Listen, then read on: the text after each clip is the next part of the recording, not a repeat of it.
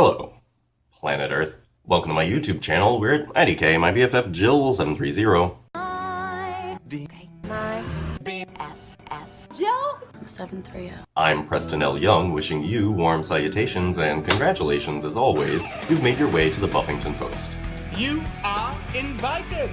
Today it's time for a Buffyverse discussion, and we are returning to the discussions on the other Slayers. I've been kind of not doing discussions on the other Slayers because I wanted to finish up everything that we've got in the comics right now so that I can talk about these Slayers without really spoiling anything. But today, actually, we are going to be talking about Slayers that we've already discussed in either their own videos or in just the coverage of seasons 8 through 10.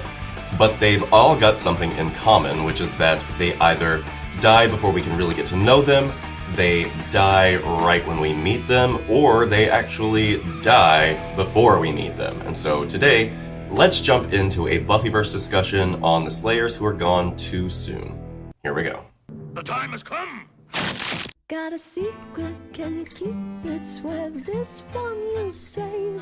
Better lock it in your pocket, taking this one to the grave. If I show you, then I know you won't tell what I said. 'Cause two can keep a secret if one of them is dead. Just to preface, I did not include all of the Slayers that got killed during the whole Twilight Massacre situation, right? And I also did not include the Fox Hunt Felicia from No Future for You. And I'm going to go mostly in chronological order. We'll begin with Wolves at the Gate Part 2, in which we meet a young badass Slayer named Aiko. Aiko is like the go-to girl in Japan. She's like the squad leader there, and she's a complete badass. There are these like crazy big kabuki demons that she goes to try and get some information out of, and they're supposed to be like dangerous and like super feral, and she's killed like a bunch of them in one room, and she's like, oh yeah, I think one might have scratched me. So anyway, what happens to Aiko is she is investigating these Japanese goth vampires who have stolen Dracula's powers.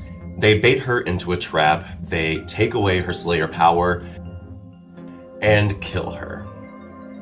And not only do they kill her, but they string her up in front of God and everybody, and they write with her blood, "Welcome to Tokyo," to let Buffy know that they know she's coming.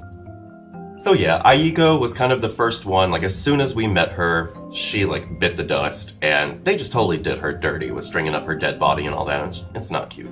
And this was actually really bad for Buffy's, sense of morale, because she's like, oh god, I did this to people. I'm joking! No, you're not joking.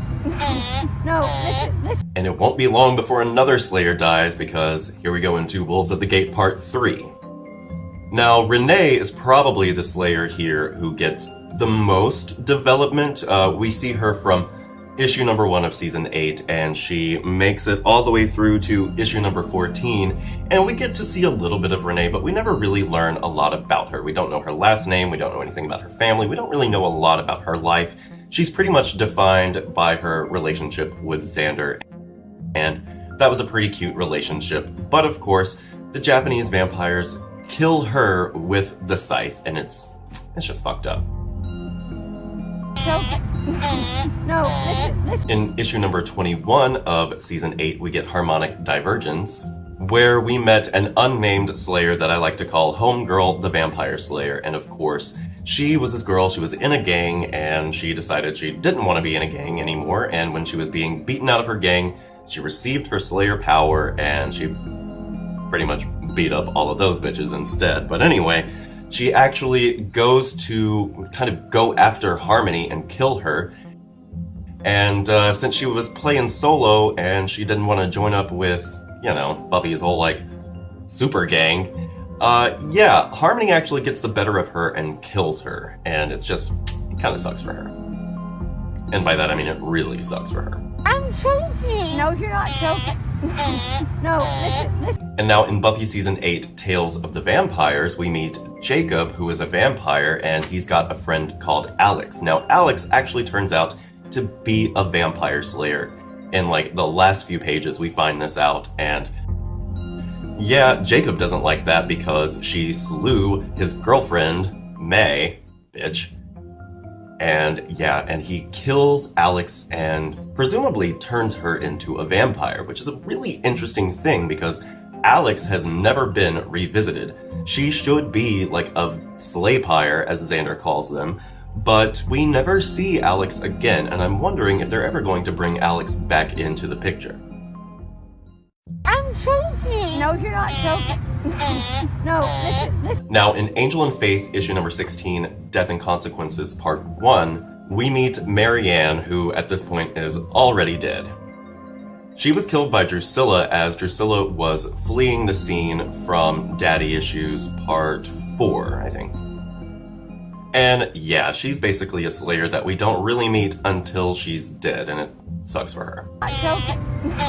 No, listen. Now, in Buffy Season 9, number 16, Welcome to the Team Part 1, we meet this crazy zompire chick who's way stronger than a zompire even should be.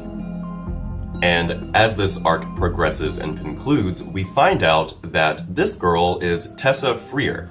She was part of Simone's little gang of renegade slayers, and she followed Simone, right? And so it turned out that she was technically one of Simone's victims. Simone had been trying to figure out how to be a vampire without being stupid so that she'd be strong enough to kill Buffy, and she used Tessa and made her into a zompire, and eventually, of course, she got dusted. No, you're not choking. No, listen. And in Buffy Season 9, number 19, we find out that Tessa was not the only one that was a victim of Simone in this way. Simone has taken another one of her followers, chained her up, and basically forces her to be sired into a zompire, and when she sees that she's not what she wanted, Simone actually stakes her herself, but we don't actually know this girl's name. No, listen. Now, in Angel and Faith Season 10, issue number 6, we are introduced to Tonya, this very kind of like no-nonsense, badass Slayer who is a lieutenant for Deep Scan, and they've been called into the jungle to try and figure out what happened with the disappearance of Riley and Sam Finn, as well as Reese Zane's father. Tonya fights valiantly, but they are all ambushed by this like gang of vampires in the jungle, and she is killed. I'm choking. No, you're not choking. No, listen. And now, as I was trying to think of a reason to really bring this to you, other than, hey, they all died entirely too soon before we could get to know them, or know them at all, or even learn their names, I was thinking, what's the connective thread? And I didn't realize it until today, as I was getting ready to do this, that they are all killed by vampires.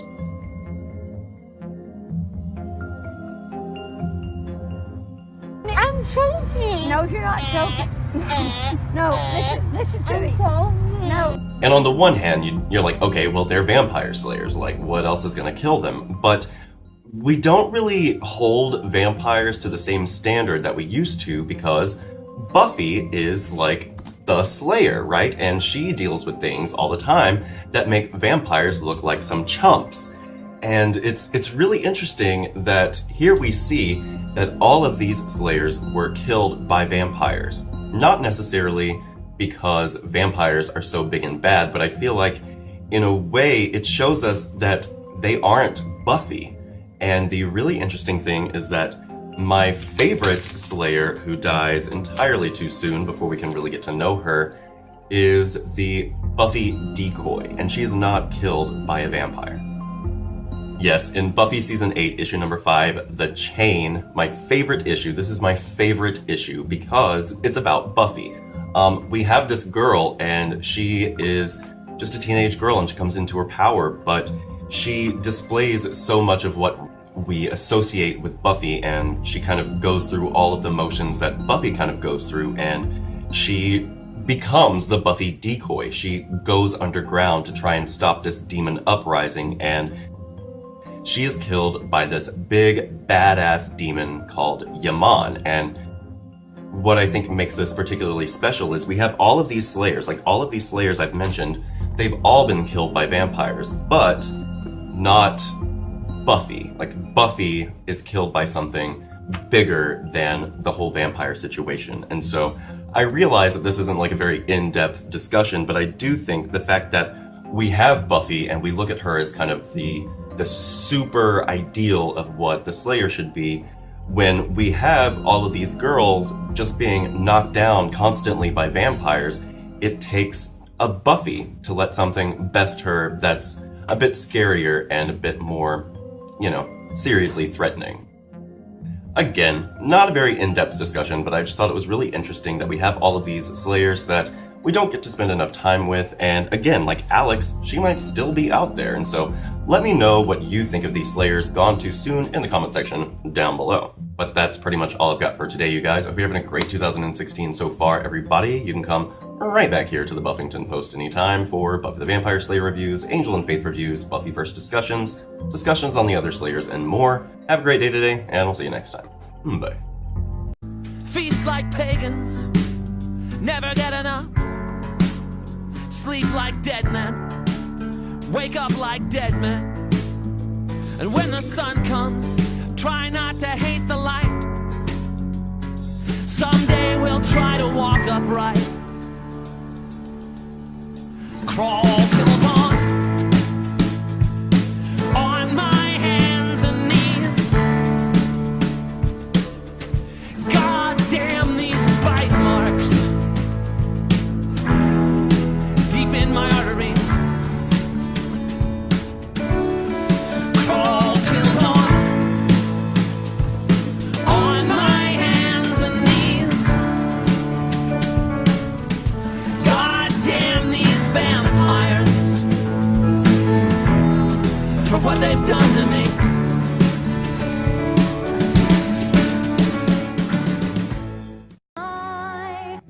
My BFF. Joe? 730. I'm focusing on a big fat black dick! No!